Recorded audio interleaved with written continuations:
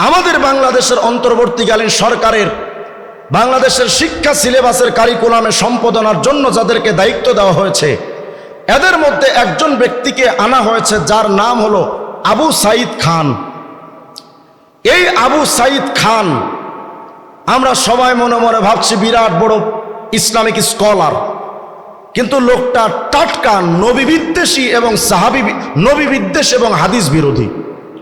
যদি আপনি বলেন কেন, এই তথ্যটা আমি এজন্যই দিচ্ছি কারণ এই ফিতনা যেহেতু আমাদের বাংলাদেশের সরকারের উচ্চ পর্যায়ে চলে গেছে, আপনাদের হবিগঞ্জে আসতেও বেশি সময় লাগবে না। তো চলেন আমি কেন এই কথা বললাম।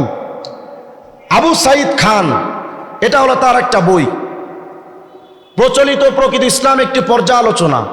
লেখক আবু সাঈদ খান।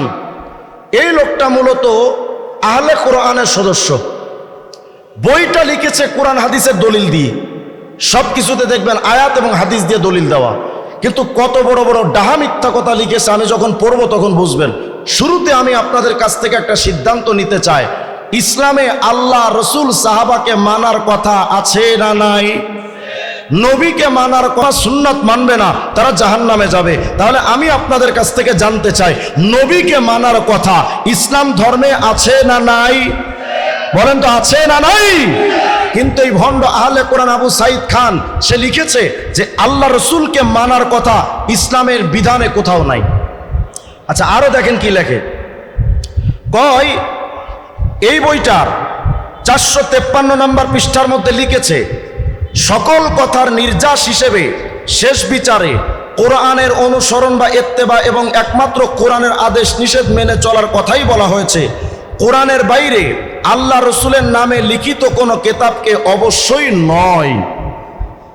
মানে বুখারিও মানা যাবে না, মুসলিমও মানা যাবে না, তিরমিজিও মানা যাবে না, হাদিসের কোনো কিতাব মানা যাবে না, রসুলকেই মানা যাবে না। নাউজুবিল্লাহ, আসতে বলেন আপনারা। বলেন যারা রসুলের হাদিসকে উঠিয়ে দিতে চায়, নবীর সুন্নাহকে যারা উঠিয়ে দিতে চায়, তারা আহলে কোরআন না আহলে শয়তান? আরো আশ্চর্য হবেন, দেখেন এই আবু সাঈদ খানের একজন বন্ধু আছে, এর নাম হলো মোহাম্মদ জামিলুল বাশার, আহলে কোরআনের অন্যতম সদস্য। তার একটা বই আছে ধর্ম সংস্কার। কি বিরক্ত হচ্ছেন নাকি আপনারা? বিরক্ত হয় না? সিরাতের উপর আমাদের অনেক আলেম ওলামা তার আলোচনা করবেন, যোগ্য ওলামায়ে কেরাম। আমি এই বিষয়ে আপনাদেরকে একটু ধারণা দেওয়া দরকার, কারণ রসুলকে অমান্য করার বিভিন্ন ফিতনা টুপি মাথায় দিয়া ইসলামিক দলের লেবাসে এসে নবী বিদ্বেষী অনেক ইসলাম বিদ্বেষী দুশ্মনরা তৈরি হয়েছে, তাদের ব্যাপারে আমাদের সতর্ক হওয়ার দরকার আছে না নাই? দেখেন এই যে বইটা ধর্ম সংস্কার, এই বইটার ঠিক 22 পৃষ্ঠার মধ্যে গিয়ে এরা লিখেছে যে রসুল করিম সাল্লাল্লাহু আলাইহি সাল্লামকে মানা যাবে না, শুধু এমনটা নয়, বরঞ্চ নবী আলাইহিস সালামের মানাটা শিরিক।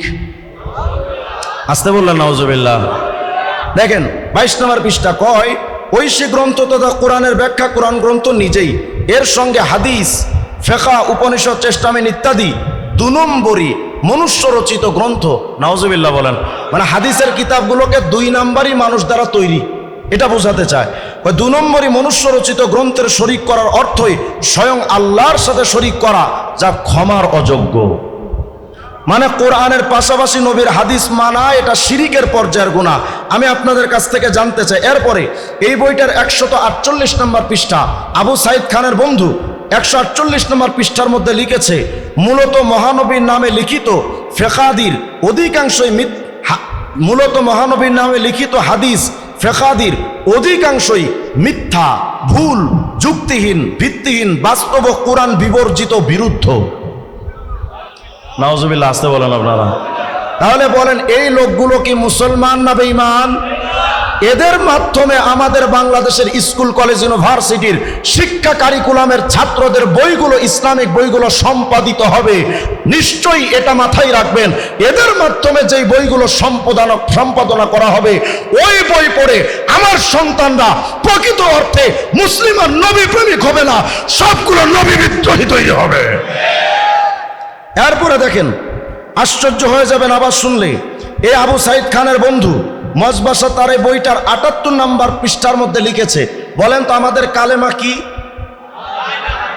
লা ইলাহা ইল্লাল্লাহু মুহাম্মাদুর রাসূলুল্লাহ। দেখেন 78 নম্বর পৃষ্ঠার মধ্যে লিখেছে, শিরকি কালেমা লা ইলাহা ইল্লাল্লাহ মুহাম্মাদুর রাসূলুল্লাহ। এটা হলো শিরকি কালেমা। কেন? আল্লাহর সাথে মুহাম্মাদুর রাসূলুল্লাহর নাম আছে। তা আসল কালেমা কি?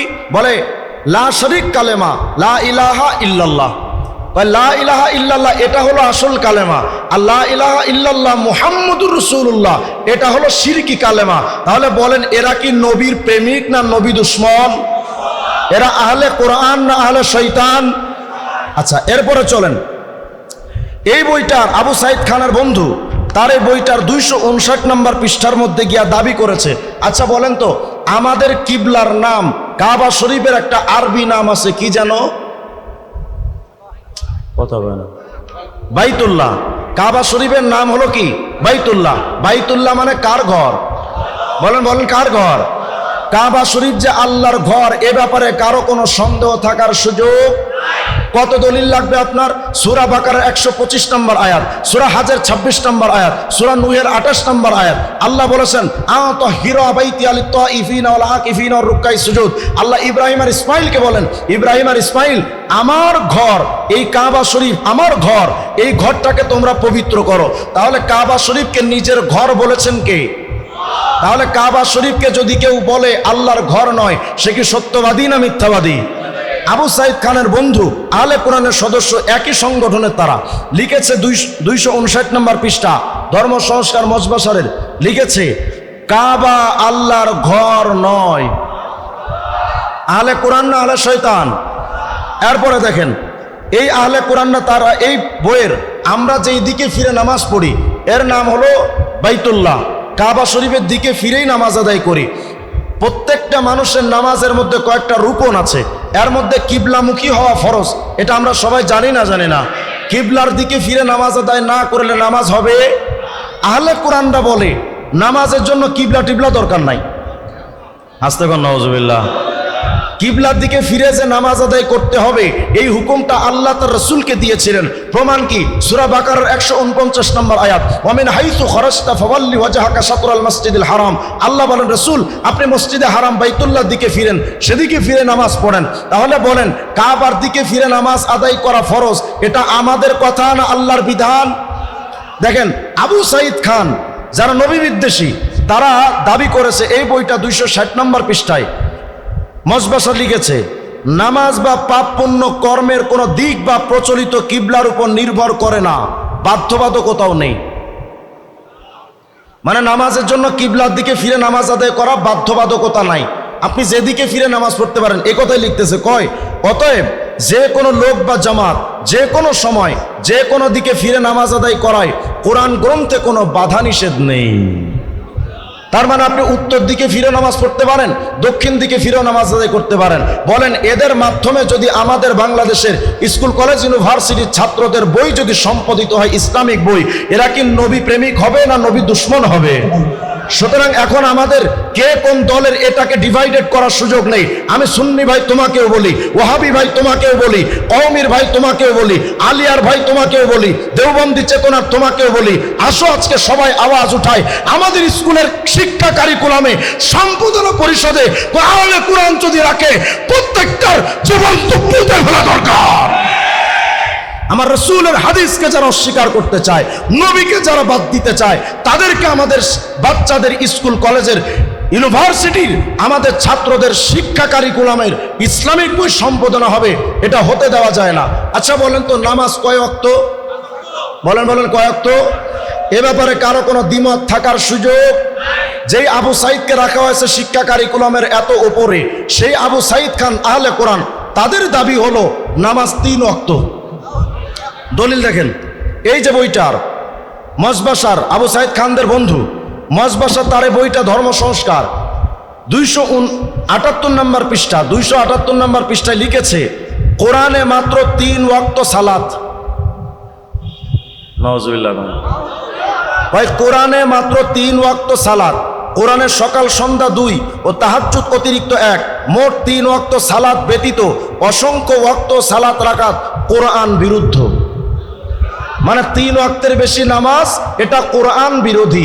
এরা তো 3 ওয়াক্ত নামাজ নাকি কোরআনে